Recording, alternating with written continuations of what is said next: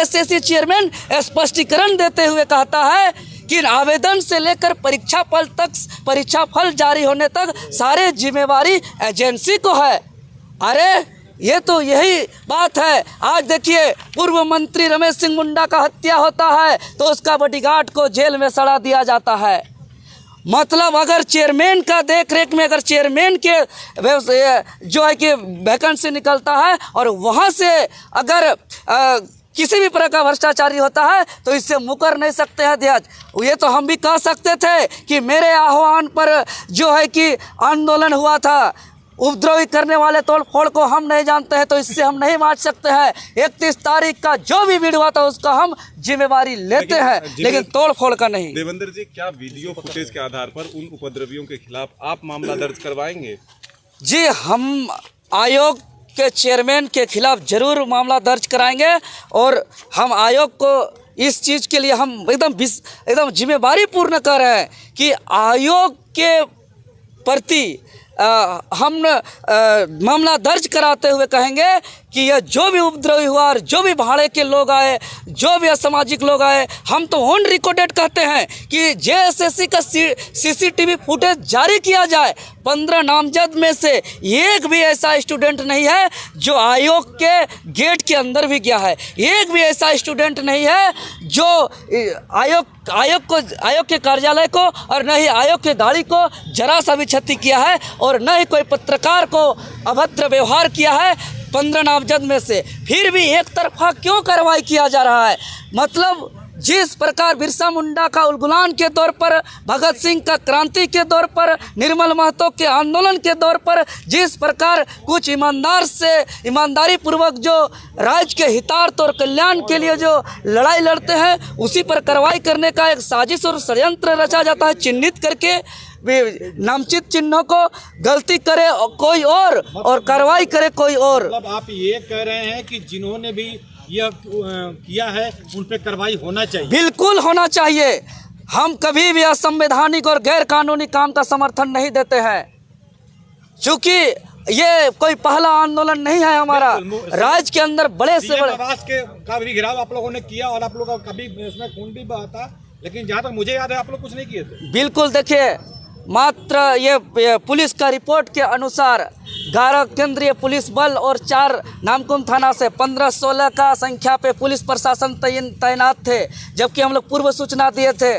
और जो है कि छात्र की संख्या हजारों हजार की संख्या में था। 11 बजे से 3 बजे तक कोई ऐसा घटना नहीं घटा। मतलब छात्र हमेशा से धैर्यता का परिचय दिया, छात्र हमेशा शांतिपूर्ण का परिचय दिया, लेकिन उस भीड़ को भड़काने के लिए पेपर लीक का गिरोह जो 5 अरब 500 करोड़ से अधिक का, और साथ ही साथ ये तो एक सीजीएल में 500 करोड़। अगर हम यही एजेंसी की बात करें तो ये कई एग्जाम लिया है, पीजीटी का लिया है, नगर पालिका का लिया है, लैब असिस्टेंट टेक्नीशियन का परीक्षा लिया है। अगर सीजीएल में इतना बड़ा स्कैम हो सकता है तो कहीं ना कहीं बाकी परीक्षाओं में भी जो है कि इस तरीके का स्कैम और बड़ा घोटाला किया है। या अरबों अरब रुपया का घोटालेबाज को गिरोह को बचाने के लिए आयोग जो है कि अपना सुनियोजित प्री प्लान के तहत कुछ गुंडों को भेज करके हमें बदनाम करने की साजिश किया जा रहा है। बिल्कुल ये जांच होना चाहिए और इसमें जो भी दोषीदार है उसको सामने सार्वजनिक तौर पर उस चेहरा को सामने लाया जाए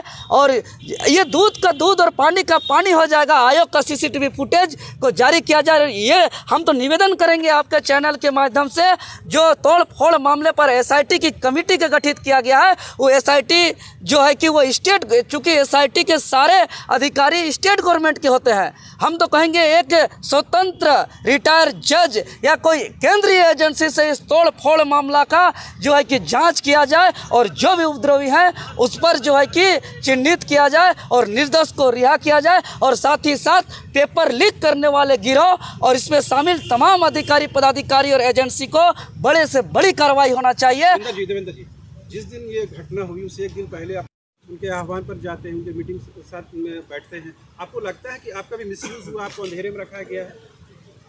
देखिए, मिसयूज तो हुआ है, ये तो परिणाम बता रहा है जो घटना घटा, लेकिन अभी किसी कोचिंग संस्थान या किसी व्यक्तिगत पर टिप्पणी करना उचित नहीं लगता है, क्योंकि हम लोग हर आंदोलन में कई कोचिंग संस्थानों का बहुत सहयोग भी रहा है और हम लोग मिलजुल करके आंदोलन हमेशा करते आए हैं।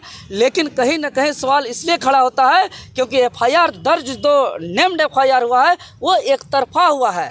एक तरफा FIR होना कहीं न कहीं बड़ा सवाल खड़ा होता है और ये इसका जो है कि गहन जांच होना ही चाहिए। और अगर कोई भी कोचिंग वाले, कोई भी संस्थान वाले, कोई भी शिक्षा संस्थान वाले हो या आयोग की तरफ से हो या मिली भगत पेपर लीक का गिरोह हो, कोई भी हो, अगर भीड़ को भड़काने का काम किया है तो उसके ऊपर जांच होना चाहिए। और अगर जो है कि आगे आकर के लीड कर रहे हैं और लीड करने के बावजूद भी सार्वजनिक तौर पर उसका नाम FIR नहीं है तो इस पर भी जांच होना ही चाहिए। जिस नंबर से फ़ोन आपको आ रहा धमकी में, क्या वो नंबर SIT को देंगे आप?